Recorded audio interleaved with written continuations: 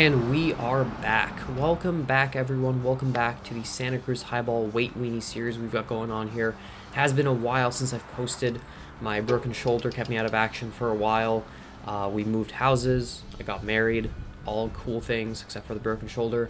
But now we're back, and I've been able to start riding a little bit and, of course, start upgrading the bike. So the first thing I want to do today is upgrade these pedals. I had the Shimano PD M520s on there, which are pretty bomb-proof, but rather hefty as well. Now, I was debating these XT pedals that I used to have on my gravel bike, and these are honestly probably the best bang for your buck, but I decided to go a little bit bigger and go with the XTRs. Now, I really like the SPD system. I've tried a few other pedal systems, and for me, the SPDs are just the ones that work best for me. And so I decided to stick with that and go with the top of the line being the XTRs. Now, I was debating for a little bit the Crank Brothers Egg Beaters. These are, I believe, the Egg Beater 1s. It may be the 3, I'm not sure. I got these with a bike I bought a while ago, so I'm not 100% sure which ones they are. But as you see here, I was debating those, although ultimately I decided not to go with them. The old PDM 520s come in at a relatively hefty $375 for the pair. Whereas the XT, like I said, probably the best bang for your buck. Those come in at $339 for the pair. The Egg Beaters are actually lighter than both of those, and even lighter than the XTRs at $288 for the pair. But I just don't love the way they release. They feel sort of mushy almost, like I don't know if I'm in or out. Whereas the XTRs and XTs and all the other Shimano pedals really have a positive feeling. So these come in at 310 grams, savings of 65 grams. Bringing us down to 10,681. So probably not the most cost-efficient upgrade, but definitely they do feel a little bit better, I've noticed, than the older, more basic SPD pedals. Both the XTs and XTRs feel about the same, but I went with the XTRs. Now, the next thing I went ahead and did was I replaced the grips. As you can see here, the old grips on the bike are really rather worn out. These are the original grips. You can see here where I wore them out, where my fingers rest, or where I sort of death grip when I go down any sort of technical trail. And these WTB lock-on grips, they're called Tech Trails. They weren't really doing it for me. They didn't feel very comfortable. They're relatively grippy, but I wouldn't say they weren't as good as, for example, my Lizard Skins Chargers have on my Ripmo. I really like those. These didn't feel as grippy as that, nor were they very comfortable. So I went with ESI Chunky Grips, which are, sort of well known in the weight weenie community as being good lightweight grips. I put them on my friend's bike, and he really enjoyed them, so I figured I'd give them a shot myself.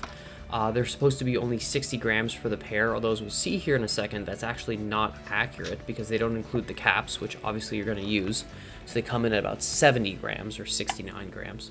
But regardless, that's another 32 grams saved for the grips, and they should also be a little bit more comfortable, which is obviously going to be an important thing for me, given that I'm planning on riding this bike for some rather long rides, so all those contact points are really super important. So these grips went on real easy, just some alcohol, get the old grips off, put the new grips on, and pop the bar ends in, and you're good to go. And I have to say, based on the first impressions of riding with these grips, they feel really good. They're really comfortable. I went on a very long ride this past weekend, which we'll talk about a little bit later, but they held up just fine. I never really had any hand pain on climbing, on descents, anything like that. I can definitely recommend these. These feel great. And then the final piece of the puzzle here was the saddle. Now, I was running this WTB, I believe it's a Volt, that came with the, it may be a Silverado, but it came with the bike when I bought it. It works, it's relatively comfortable. It does have some kind of cool Santa Cruz branding on it, which I thought was kind of neat, as you can see here. But it's just not super light. And, the whole purpose of this series is to drop the weights down to as low as possible, below 20 pounds. And so I decided to look for something a little bit lighter, and that ended up being my S-Works Power Saddle that I used to have on my gravel bike before I sold it. I really like this saddle. It's comfortable for me for the way I like to sit on the saddle. I do like the shorter, kind of stubbier nose, which, as you can see here, is a good amount stubbier and shorter than this sort of more traditional style saddle in the WTV. It's full carbon, it's comfortable, and it's light. So those are my things for going forward, and it was free at the end of the day. given that I didn't have to pay, I already had it, and so this was a relatively cheap upgrade. Although, again, obviously, if you were buying it, this is not necessarily a cheap saddle, but it is one that I had and one that I enjoy, so I decided to go ahead and throw that back on, knowing that it would work for me and my sitting position. So, with the pedals, the grips, and the saddle, we were able to drop the weight a good amount, but we did not stop there, because once we upgraded the saddle, we then had to go ahead and turn our attention to arguably the weakest point of the bike, which were the tires.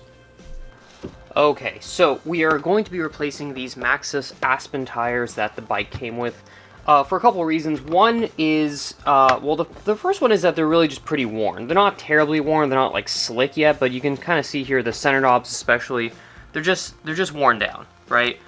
There isn't much life left in these tires, and I've noticed that the grip is not great. And obviously I will take responsibility for some of my washouts and crashes, but I don't think these tires are doing me much favors on the loose stuff, right? They're really fast rolling, they're really good for, you know, riding to the trail on pavement. It feels, you know, I honestly feels as fast as my gravel bike. But on the loose stuff, which there is quite a bit of where I ride here in California, these aren't very confidence-inspiring, right? The first time I washed out was when I broke my shoulder, and then the second time I washed out, I didn't really hurt myself as much. It was also just, you know, in a regular corner, taking it at normal speeds, and I just sort of washed out. Again, I know most of that is up to user error and to my lack of skills, but I have to account for my lack of skills, so I sort of need some tires to do that a little bit.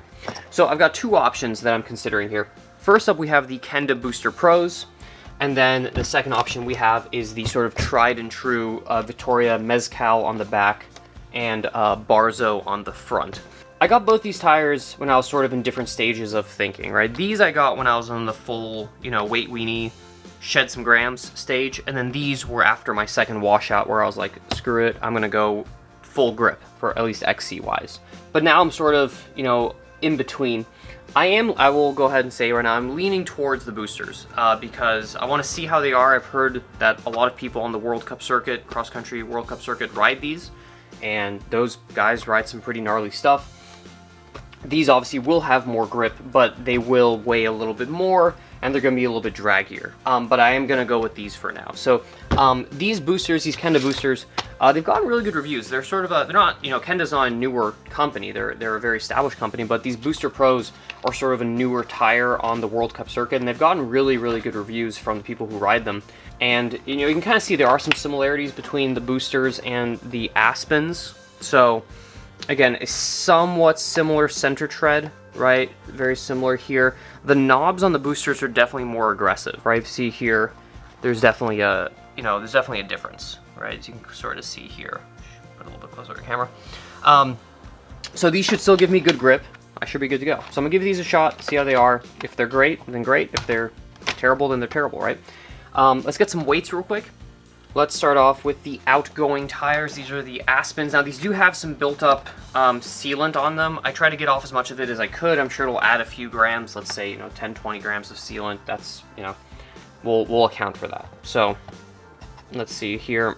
We're looking at 697. And then the boosters, which is what we're going to put on, this one is 643. So that's less, again, without the sealant. Yeah, so we should be losing some weight here, shedding a few grams.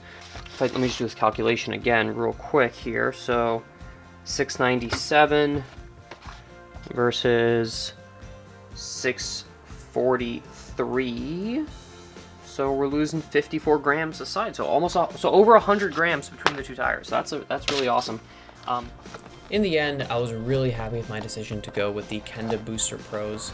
I was initially a little skeptical, worried that these would also not have as much grip as I wanted, but all in all, they feel really good, really confidence-inspiring. I feel like I can push them. Again, I'm not pushing them really hard in the corners, but at least they feel predictable, they feel grippy, and there is really no noticeable difference in terms of rolling resistance compared to the Aspens. They roll great on pavement, on hard pack, on loose, on everything. They feel really, really awesome. And this sort of concludes the upgrades for today's episode.